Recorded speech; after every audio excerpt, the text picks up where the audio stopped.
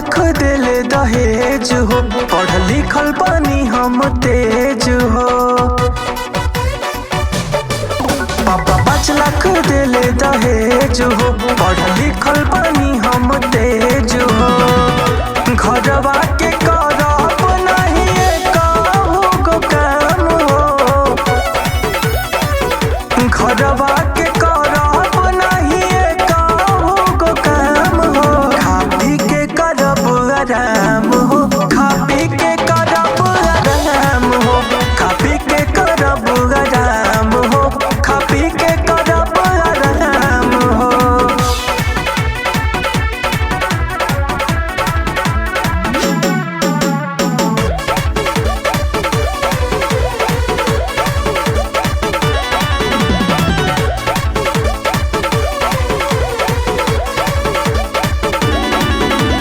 BA के degree ले ले बानी हम हो, नैहर के किचन में धैली नहीं कदम हो। बीए के डिग्री ले ले बानी हम हो, नैहर के किचन में धैली नहीं कदम हो। पापा दिले बड़े सब कीन हो, उलटी बिया वॉशिंग मशीन हो। पूरा हो कॉलेज में हमर होत रहे नाम हो,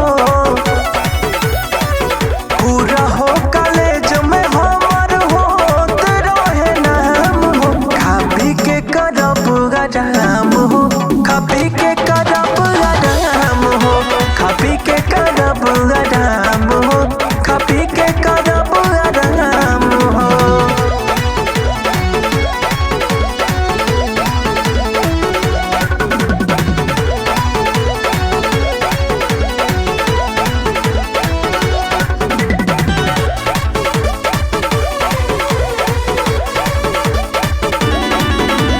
बात को सीरियसली जे मोरे जनाब हो,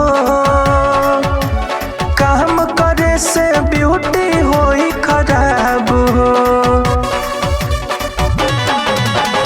बात को सीरियसली जे मोरे जनाब हो, काम करे से ब्यूटी होई खराब हो। सुनी पवन जी हमारो बात हो, रखी काम पे गौतम के साथ हो। घर में तो नौकर रखल बात भइल आम हो, घर में तो नौकर रखल बात बा आराम हो। खा पी के करब आराम